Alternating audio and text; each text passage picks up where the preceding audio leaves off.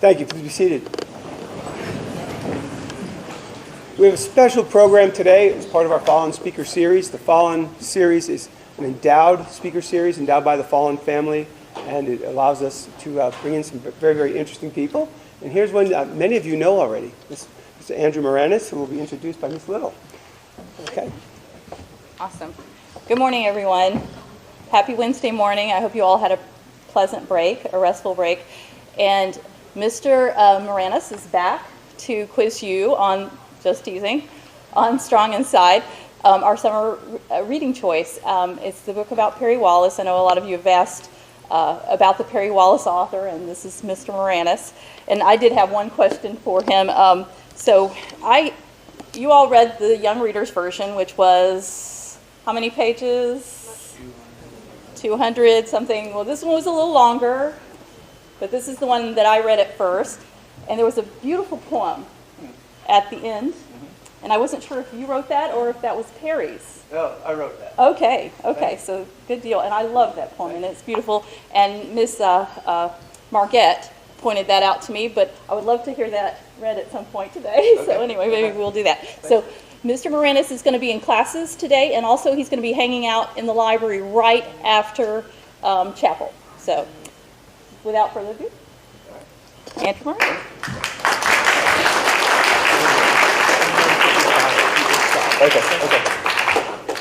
Thank you, Ms. Little, and thanks all of you for reading the book. It's a really tremendous feeling as an author to know that there are students all over the country and close to home that are reading Perry Wallace's story. And I just had a chance to visit with a number of international students to think that the first book that they've read when they arrive in a new country is the story of Perry Wallace is incredibly meaningful to me. Ms. Little mentioned that this is a week where you're talking about bullying, and I think that Perry Wallace's story is really enlightening. Look at different types of bullying, so I wanted to address that for a minute.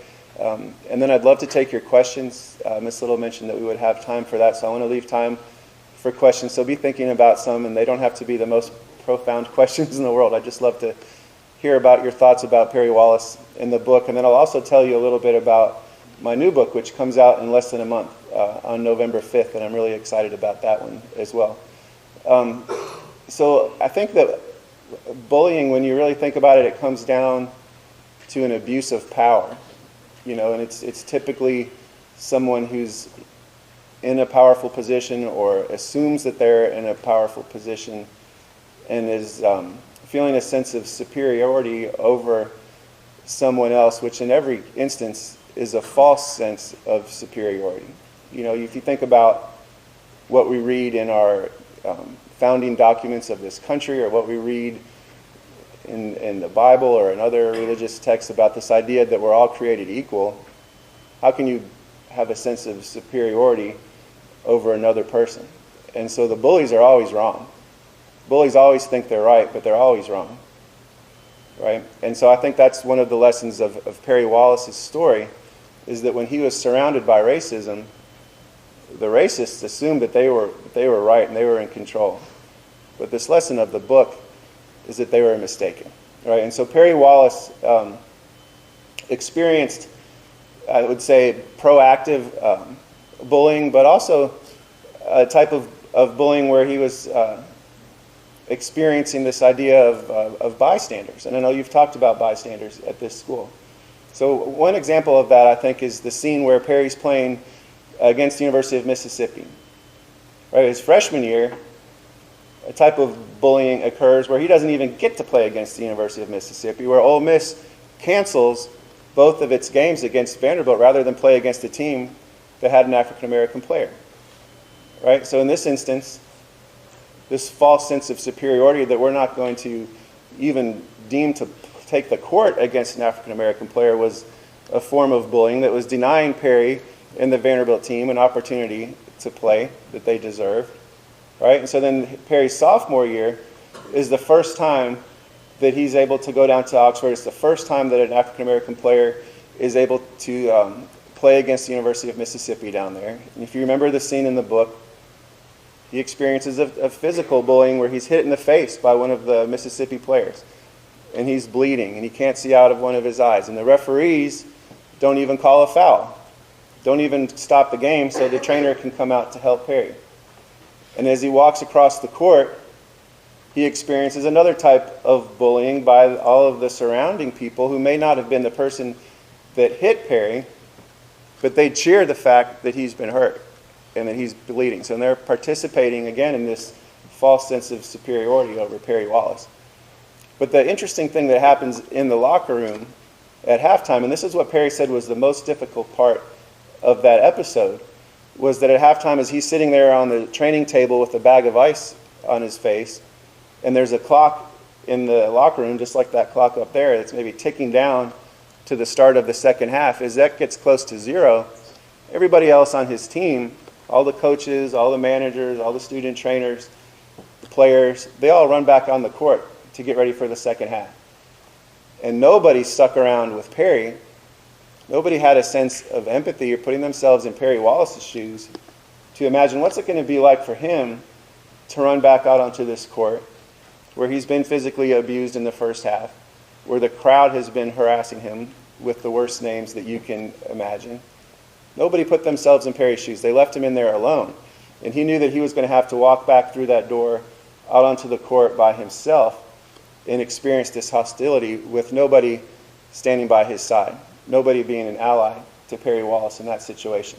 And so he said it was at that moment that he recognized what being a pioneer was really about, and it was doing something, it was a solitary experience. And so when Perry talked to me about what his days at Vanderbilt were like, he said, it's a really interesting way of looking at life. And he said, we can all treat each other in any of three ways. You can be treated well by other people, you can be treated poorly by other people, or you cannot be treated at all. And so I think a lot of times when we think about bullying, we think about that second way of being treated poorly by other people. And those are the easy bullying examples to think of, the words that hurt people or the physical abuse that hurts people. But Perry said the most difficult part of his experience at Vanderbilt was this idea of not being treated at all. And so I would say that when you have an opportunity to step up in a situation and you choose to be a bystander, you're also engaging in a type of bullying that maybe we don't talk about as much. And so then Perry said that was the hardest part. That's when he really needed somebody to step up. And so in the book, when I talked to Perry Wallace or to some of his other African-American classmates, they would talk about showing up for class and sitting in the front row and noticing that nobody else sat in that row with them and nobody else sat in the row behind them. Or show up for your chemistry class, you take a seat at a stool, and whoever sits on the stool next to you is supposed to be your lab partner for that day. You watch that door, and as all the students walk in, nobody chooses to sit next to you. Or there are the fraternities and sororities that would have these parties on the weekends, but you couldn't come, if you were different. And so in this school or in every aspect of our society, there are people that for whatever reason are considered different, maybe for their race or their religion or their sexuality or whatever it might be. Maybe they're just a new kid at the school. And there are other people in that environment that feel like, well, because they're part of the dominant group, that they are superior to that person. We know that's not the case. And so that would be my lesson on bullying, is to really think about it in those terms. If you really believe that all men are created equal, or that we're all created equal in the image of God, then how can you be a bully? Right? That's the way I try to think about that issue. My next book, very briefly, is called Games of Deception. It's another sports basketball history nonfiction book. It's about the first United States Olympic basketball team, which played at the 1936 Olympics in Nazi Germany. And so there you see an example of a culture that assumes superiority over another group, and probably the most horrific example of collective bullying that we've seen, right? And so I think if you can rid that desire to be a bully in your own self, then maybe that will help prevent it from happening in larger venues and larger culture. But this book is about the invention of basketball in Massachusetts by James Naismith at Springfield College in 1891. 45 years later, after he invents this brand new game. Imagine there was a world without basketball, and then one day there was a world with basketball. And 45 years later, it becomes an Olympic sport. The man who invented it, James Naismith, is able to see his invention become an Olympic sport. but it's in Nazi Germany. And so this book is about the invention and the growth of the game, about those Olympics themselves. It's called Games of Deception because Berlin was a giant facade that Hitler and the Nazis built to try to convince the world that everything was just fine there. And we know that wasn't true. Just 15 miles down the road, one of the first concentration camps had been opened at the time of the Olympics. And so again, that book comes out November 5th, and I'm super excited about that one also. And so we have just a couple more minutes. I would love to answer any questions you had or hear about your thoughts as you were reading Strong Inside. And I know that sometimes being the first kid to ask a question in a large group is difficult, but we had some great questions in the ELL class before I came in here, and would love to answer any other questions that students have, or adults in the back of the room.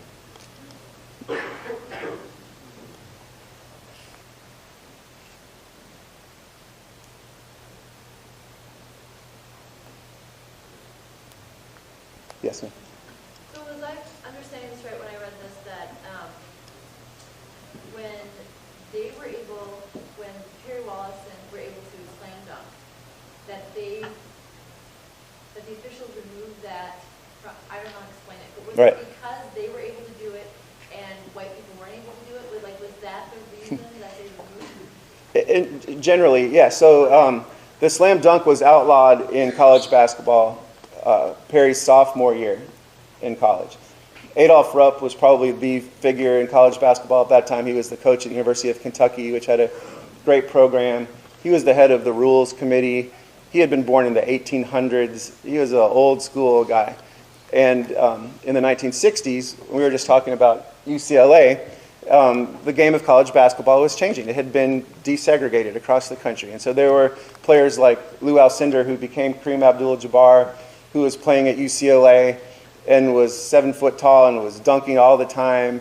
It was kind of the transition, if you've ever watched old black and white films of basketball where they're just dribbling straight up and down and shooting set shots. It was a transition from that period to more of modern basketball.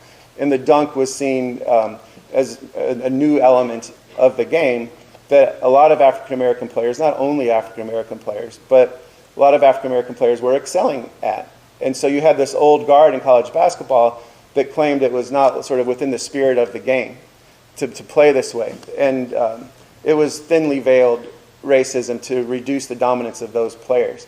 And so Perry Wallace was one of those players that this was directed at, because in his freshman year at Vanderbilt, he dunked all over Kentucky's freshman basketball team. Rupp was embarrassed by that. He knows that Perry's going to play against Kentucky 2 times a year at least for the next 3 years. And then so that offseason before his first year on the varsity, he has the slam dunk outlawed in college basketball. The end to that story is that in Perry Wallace's last game as a senior is at home at Vanderbilt against Mississippi State. In the last minute of the game, while the dunk is still against the rules, Perry's last basket is a slam dunk. He just does it anyway.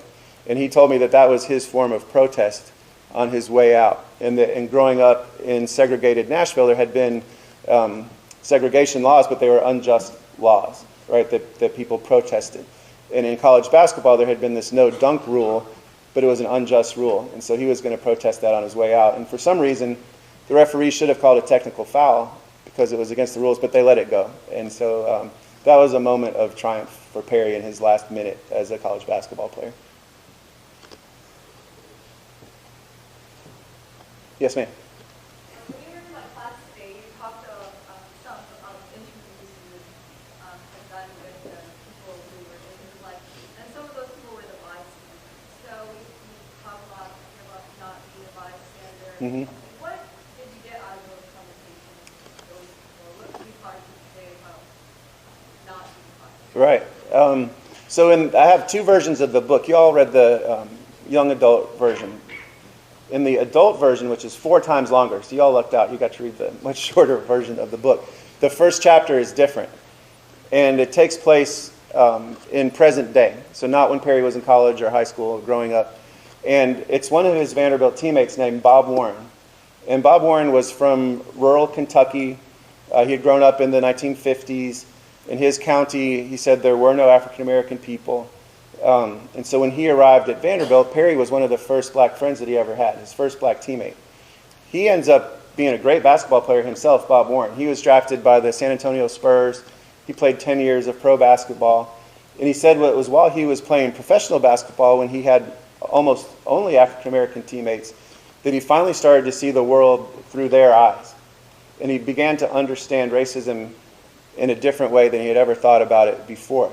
And he had this horrible sense that, oh my God, what must Perry have been going through back when we were teammates at Vanderbilt? And he hadn't done a single thing to help him. He had never put himself in Perry Wallace's shoes.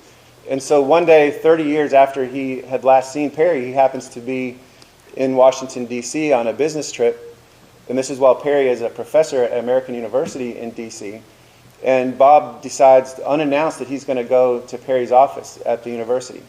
And he surprises Perry, walks into his office, reaches out his arm, and he said, "Perry, please forgive me. There's so much more I could have done." And so I felt that was an important scene because it really represented a feeling that a lot of Perry Wallace's white classmates had over the years, as it dawned on them that they had been bystanders in a situation where they should and could have been upstanders, right? And they hadn't done it, and they had been living with this sense of regret for decades. And so I think that's an important thing for young people to hear, so you don't have to live with a sense of regret for decades. You can choose today to be an upstander in these situations and to reach out to people who maybe are having a hard time or are treated differently for whatever reason. And I can tell you that it was a profound sense of a missed opportunity that these people had, not just Bob Warren, but when Perry and I would do events together, especially in Nashville where there were a lot of alums from Vanderbilt in the crowd, they would be in line to have us sign their books after the event. And a lot of times they would be crying, or they would have bloodshot eyes. You could tell they had been crying. And they would approach Perry, and just like Bob Warren, they were asking for forgiveness, and it had been something that they missed, that they realized. And these people are like 70 years old, so they're thinking about their life in context, and that they had blown this opportunity to step up, and they were feeling terrible about it. So, I mean, I think that's something that I've tried to incorporate more into my life. Personally, it's not just to think what I think are the proper thoughts, but to actually act on them. You know, and so you might think, well, I'm not the type of person who would be a bully, but are you the type of person that steps up? And those are, I think, two separate things. Can I interrupt for a second? Could everyone please sit up? A lot of you have got your heads down. Let's pay attention. Thank you. Any other questions? Just a bit more. Just give it. Okay. You got 6 minutes. Okay. Yes, sir. Stand up. How did I feel?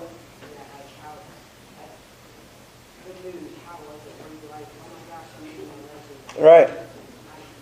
That's a good question. So the first time that I ever interviewed Perry Wallace, I didn't actually meet him. So the first time that I learned about him was when I was a sophomore student at Vanderbilt. And this was 1989. And he had graduated in 1970. So that's 19 years later. And he had never been invited back to campus to celebrate and honor him as the first African-American player at the university and in the entire SEC. And there's a whole story why that was. But because Perry was invited back, there was coverage in the media about him returning to campus for the first time. And so that's how I learned about him. I hadn't grown up here. I grew up in Washington, D.C. and in Austin, Texas, and so I didn't really know the history of Nashville or of Vanderbilt. But I read that article, and I was taking an African-American history class at Vandy, and so I asked my professor if I could write a paper about Perry Wallace, because I was really interested in sports and history, and I was taking this black history class. And so I was afraid that she was going to say no, that sports isn't a worthy subject at a university, it's not serious enough. But she said, sure, if that's what you're interested in, that's what you should do. And so I called Perry, and he was a professor living in Baltimore, Maryland, and I just called him out of the blue. And he's so nice. He spent 2 hours on the phone with me that very first night. And so I felt really special just to even not meet him, but just to talk to him. You know, he was the type of person that was so accomplished. And I think these are the most special people that have earned some respect, but they make you feel special. And that's the way Perry made me feel. I felt like I was really lucky just to have that time on the phone with him. So that was '89. I didn't meet him in person until 2004 at the SEC basketball tournament in Atlanta. Every year at the tournament, each team picks a legend from their past to be honored, and Perry was the Vanderbilt legend that year. And I was just there as a fan, and I went up and introduced myself and told him I was the kid that wrote that paper. And then 2 years later, I emailed him again and said, "Do you remember me? I'd like to write a book about you." And so then I really got to spend a lot of time with him when he said he was on board with the book. And so I would go up to D.C. to see him at his house, or he would come to Nashville, and we would spend like a whole day together. And I felt like I was in the presence of a great person. Not just the presence of a great basketball player, but a great human being. You know, he commanded that attention. And not in a boastful, egotistical way, but in a really understated, he was just a smart person, funny person, asked me questions about myself and my kids. Like, he was just an interesting person to be around, and he was very wise. So anything that's going on, like in current events, I could ask him about, and he had a way of putting that news or that story into context that you would think about and just realize, yeah, this man, he's right. Like, he's lived through things, and he's just a wise person. My kids, who are now in third grade and kindergarten, were littler then, obviously, and they thought about Perry as sort of this Santa Claus or Tooth Fairy type figure that, like, did he really exist or not? You know, like, our dad talks about him all the time, and we've seen pictures, but we've never seen him in real life. And so the first time Perry came to our house, it really was like Santa had just entered the house. They went nuts. They were running around in circles, yelling out his name, grabbing onto his leg and wouldn't let go. And Perry was very kind to them, but about 10 minutes into this like total pandemonium of these little kids screaming at the top of their lungs, he turned to me and he said, "Andrew, do you have any Advil?" You know, because they had given him this splitting headache from all their screaming. But if Perry were here, and I wish he were here, he died 2 years ago. And I had a chance to speak at a number of schools with him. And you would have felt a personal connection to him. Whether he was standing up here on the stage or you actually got to meet him, he had a great way with students. He was a teacher, you know, himself. That's what he did for a living. And that's what meant the most to him, was to have a chance to tell his story to young people. People would ask him all the time, "Are you glad that you did what you did? Are you glad you were a pioneer? Would you do it all over again?" And you sort of hope, after you've read his story, you know how difficult things were, that he would have this sense that he was proud, that he was glad he had done it, and that he would do it again. And he was proud of it, but his honest answer is he would not have done it again. Because he knows how painful it was, how difficult it was, how close he was to not making it. The second African-American player in the SEC, Henry Harris at Auburn, committed suicide. I mean, this was a really, really difficult thing to do mentally and physically. And so Perry said, why would I do that again? But he did say that if his life experience could benefit other people in the future, that's what made it worth it. And so having a chance to meet with you, he would have loved to have been here, to be here. And I like to think that he's proud that I'm here talking to you when he can't do it, and that you all read the book. And that's why it means so much to me that you all chose to read this book. I think he's a local hero from our area that has a lot to say to us. Unfortunately, what he went through in the 1960s is too relevant 50 years later. But I think it can be informative. And so I'm really proud, Ms. Little and the whole school here, that you chose to read this book. Thank you.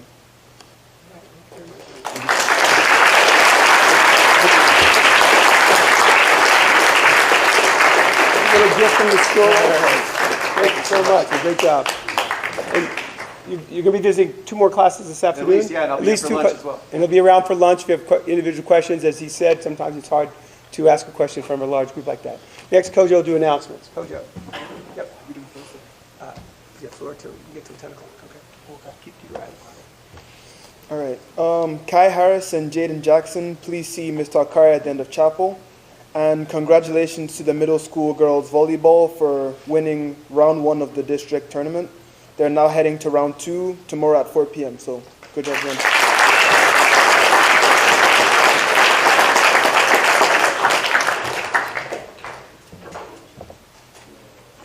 All right, we have some We've got some merits of the week. One's going to go to Nicole. After a Walmart trip, she got back on the bus to help unload another student's groceries. And Joseph Major is getting 1-2 for helping Ms. Campbell in organizing materials for a teacher without being asked. So Nicole and Joseph, please stay behind. You get something. Mr. P? So I have one else. So I need to see these couple of people. I need to see Olivia Tucker, Abby Gallagher, Jackie, Helen Allison. I need to see Leah Insel, Iris Reyes, Brooklyn Wheelan, Emma Roy, and Diane O'Vera. I need to see you guys right outside after chapel. That's all. Thank you. Ms. Stewart?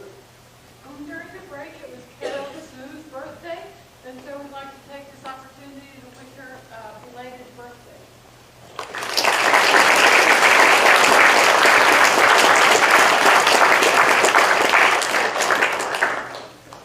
Ms. Jensen? I need to see my 9th grade bio piece in the back. Ms. Thomas? Yes, this is the final week for our 5-week giving campaign activities, and it's the pillow fight. It's on Friday.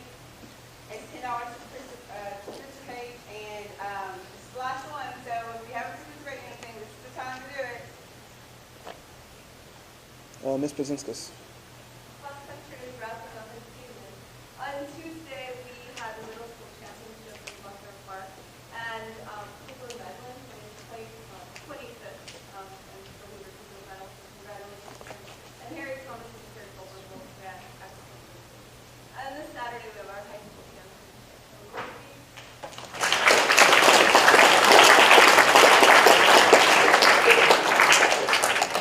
Z? I need like 2 more people to work with me here in the craft area and get paid, it's like fast paced.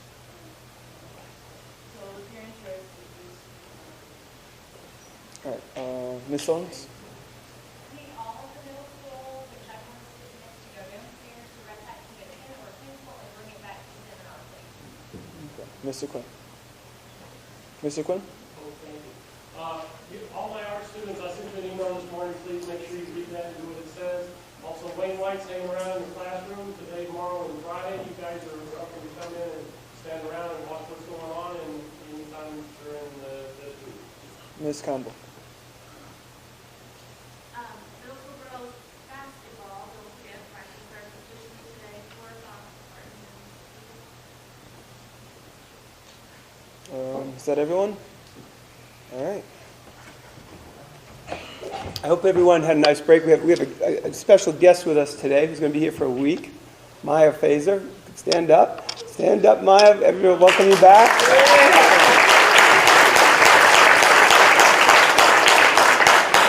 Remember, Maya was an exchange student with us last year from Germany. Great to have you back. Thank you for being here. God bless you all. Please rise for the pledge.